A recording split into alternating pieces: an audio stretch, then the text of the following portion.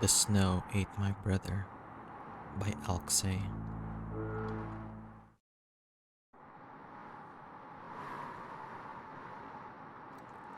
I look at the snow outside, holding tight an axe in my hands. I look carefully for any sign of moving. I found myself unable to sleep lately. When I close my eyes, I can see my parents far away in the cold. And that horrible creature. It tortures them, and no matter how hard I try, they will forever be just out of my reach. I'm scared that if I go to sleep, it will take us too, just as it took them. Every moment now, when I expect the least, I feel a light tap on my shoulder.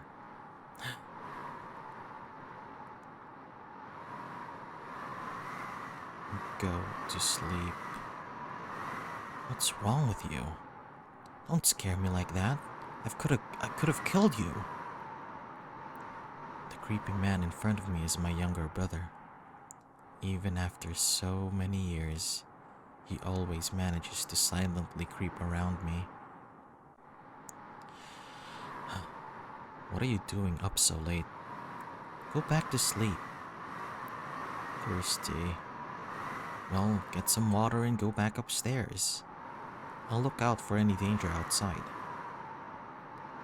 He throws me an irritated face. He doesn't speak much, but I can always tell what's on his mind. Tired. Huh? Me? I'm not tired. Yeah, don't worry about me. He proceeds to go back upstairs. I guess he wasn't that thirsty after all. Sometimes I feel like he doesn't understand that everything I do is to protect him. I lost everything in the hands of that thing. I don't want to lose him too. My eyes revert to the sparkling snow outside. I hate winter. It's the season of bad memories. It all happened during winter. It all happened. It happened 22 years ago. We were a happy family of 4, living in a cabin in the woods. It wasn't much, but we were happy in each other's company. Until one cold day in winter.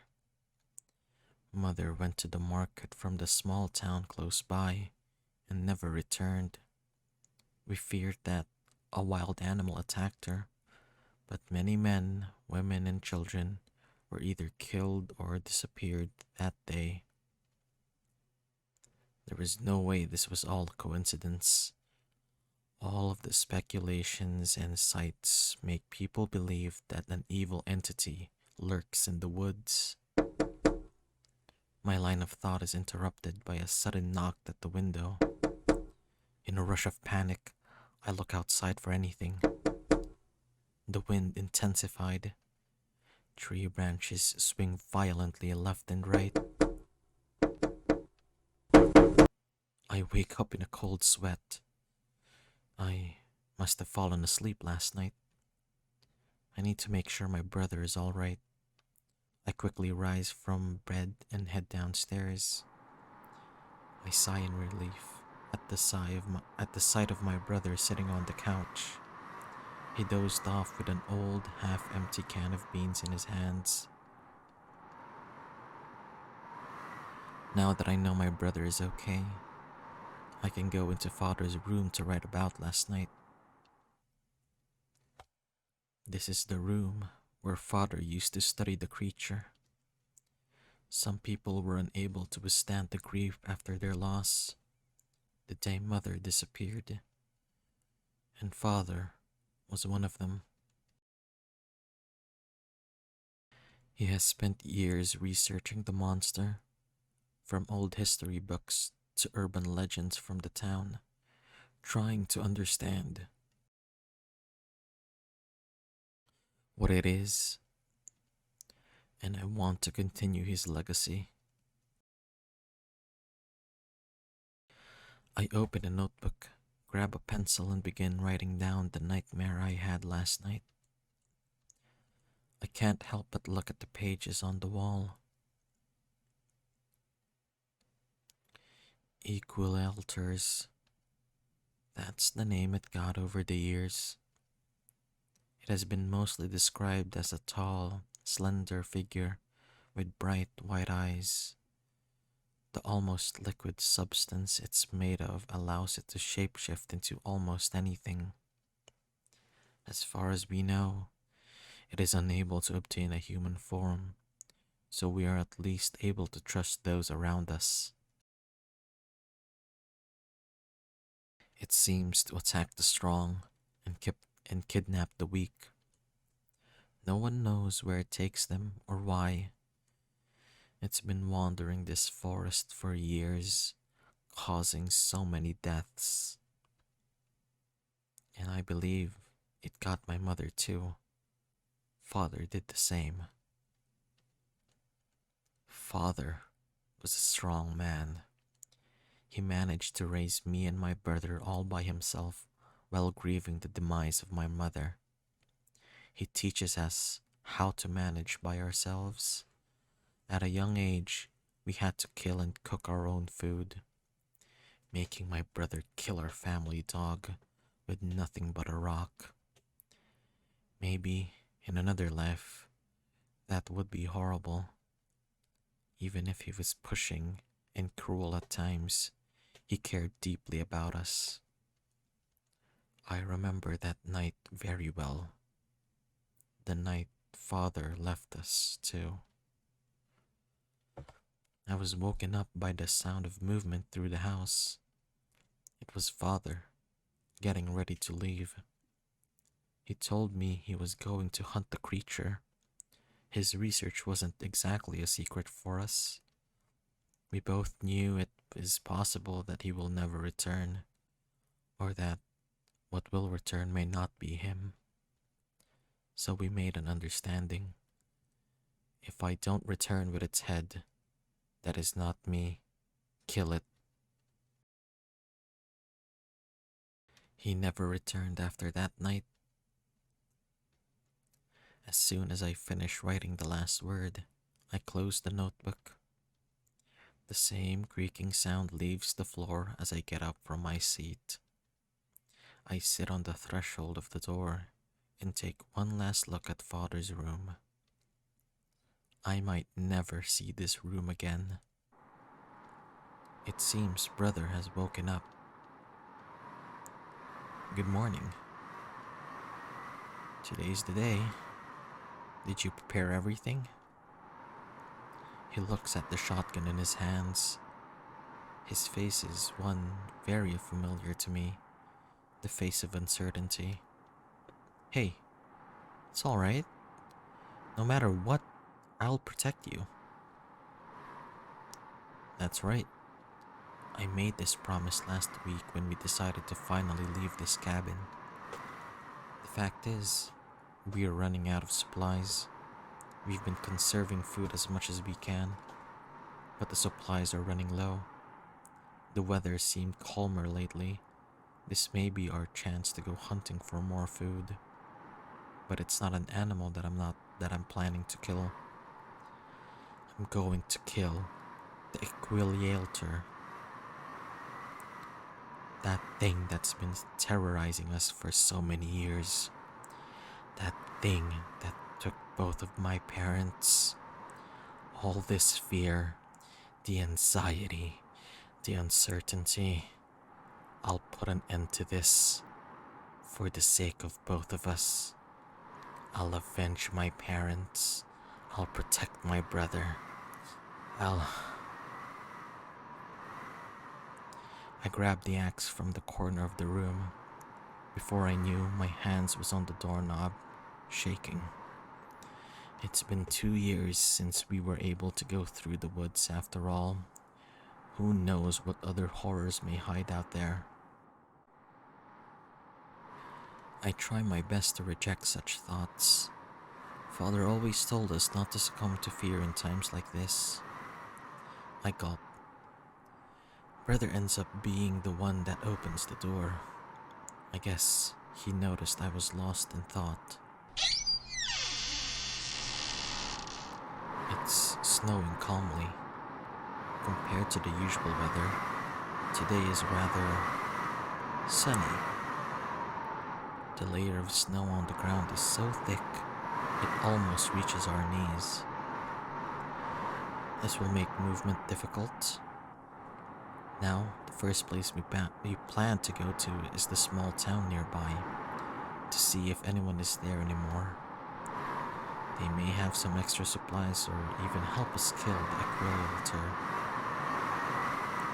Where should we go now? Right side of the house. This is the place where we chop wood. Although it's been a cold winter for 2 years, we were still able to come here and get wood to light up the fireplace. I already have the axe with me, so there's nothing to do here. Go back into the woods.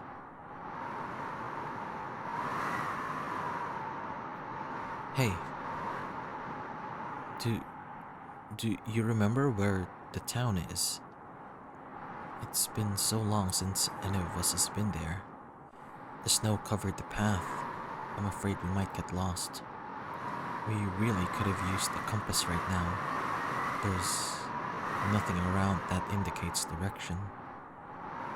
Brother looks around for a bit. There. Brother points in what seems to be a random direction. Are you sure? Brother starts heading in that direction he pointed. Hey! Follow him. I sigh in defeat. Never mind. Lead the way. I begin heading toward him. I just hope he knows what he's doing.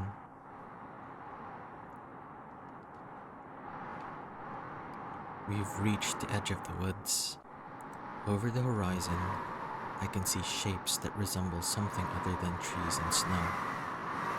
This must be it. I take a moment to catch my breath. The small house around me looked cold and desolate. It looks nothing like I remember. The sound of busy people walking around and talking with each other was replaced with a distant wind. Brother starts wandering around. I stand close by, making sure nothing happens to him. Hello? Is anyone there? The cold response of the wind fills me with dread. He stops in front of the house. In front of a house. We both know who lives here. An old lady running one of the stands from the local market. She was very fond of us when we were kids. We never saw her again after Father disappeared, too. I wonder if Brother wants to check on her. He knocks, and knocks, and knocks. No one answers, although the knocking seems to have opened the door a little. Brother seems to consider going in. I get a knot in my stomach. Since the door was opened, it's possible that the creature might be inside. Let him go inside. I feel like my paranoia shouldn't stop him. Seeing her again must be really personal for him. Besides, he's been seeing no one but me for 2 years. I'm sure he could use seeing someone else. I let him go inside. I, however, decide not to. I look around for any danger. It's been 2 minutes since he went in. Nothing seems to be going on outside, so I decide to go inside. I'll freeze sitting here in a place doing nothing. But as I get to the door,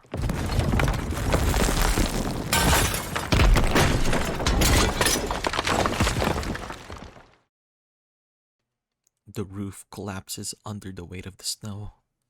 I stare at it in awe. I rush towards the mass of snow and wood that used to be a house. Brother, can you hear me? Answer me.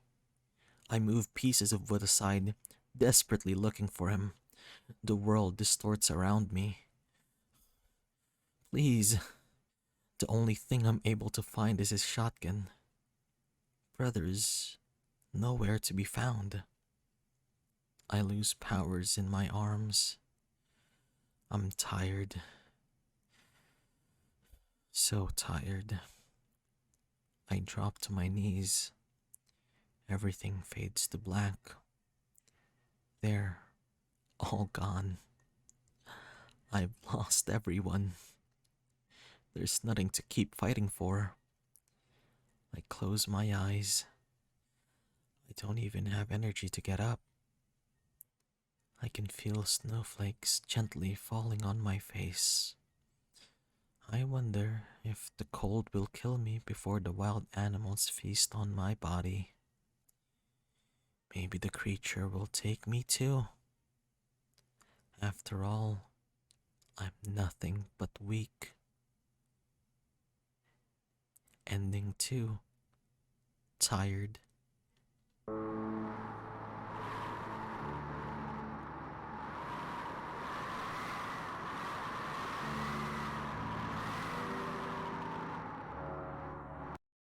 Hello everyone, it's me, Gene, and before I end the video, I would like to say that if you do like the content, please subscribe to the channel. I have this goal by the end of the year that I would love to get at least 50 subscribers. So I know it's a measly goal, but I really do like narrating these visual novels, and it helps me keep going, I guess. And it lets me know that someone appreciates the videos or the content that I make. Even if it's just 50 people on the internet. But please, guys, if you do like it, please subscribe. And I'll see you on the next stream or video. Bye.